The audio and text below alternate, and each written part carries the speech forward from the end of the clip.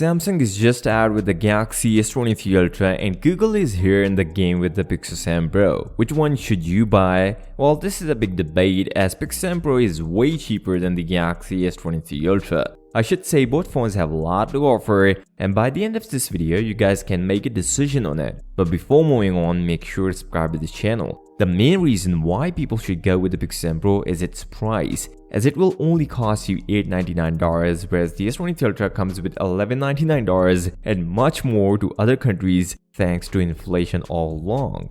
Now here's the thing, displays on both devices are quite similar in size, but S23 Ultra will come with the dynamic 2x AMOLED display which can go up to 1750 nits peak brightness just like the S22 Ultra, whereas the Pixel 7 Pro comes with 6.7 inches LTPO panel which can go up to 1500 nits peak brightness. Not a big difference, but the ones who like flat display, Pixel 7 Pro is their go-to device, where if you like slightly curved displays than S23 Ultra. I do want to mention, S23 Ultra is not as curved as S22 Ultra, but much flatter than the S22 Ultra. Also, if you're an S Pen user guy, then look no further and get the S23 Ultra. Let me know in the comments, which one would you prefer, S23 Ultra or Pixel 7 Pro? Battery is something we all concerned about the S23 Ultra, and let me get things clear. Pixel 7 Pro is also not a great phone when it comes to battery backup, and some of my subscribers have issues with the Pixel 7 Pro battery. Although it's not too bad by any means, but it's just that it's not up to the mark, whereas the S23 Ultra lasts longer than the S22 Ultra, about an hour.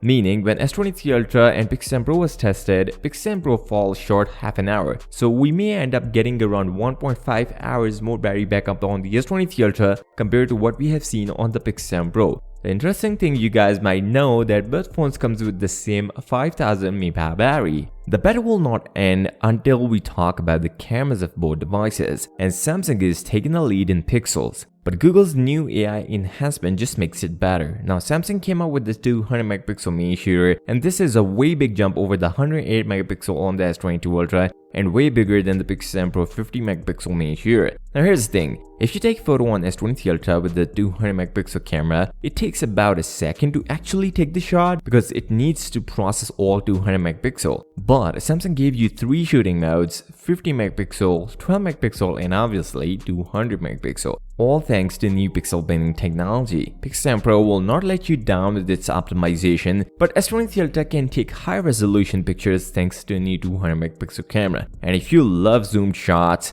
S23 Ultra is your go-to device, and if you're on a budget, then Pixel 7 Pro is still the best in the business. Although the new video capabilities on the S23 Ultra is really amazing, 4K portrait video, and S23 Ultra can record 8K video at 30 fps and 4K video at 120 fps. The performance is something S23 Ultra is way ahead from Pixel 7 Pro, as from benchmark scores S23 Ultra is way ahead. Although benchmarks don't matter these days, but S23 Ultra is better in raw performance thanks to new Snapdragon 8 Gen 2. Now this new processor is power efficient as well, so more battery on the S23 Ultra just because of processor. All in all, if you like stock Android and you are on a budget, then Pixel 7 Pro is a good option, and if you want best Android smartphone till now, then S23 Ultra has everything to offer. If you want to see the S23 Ultra camera samples, then make sure to watch this video and don't forget to subscribe to the channel. I'll see you next time. Till then, peace out.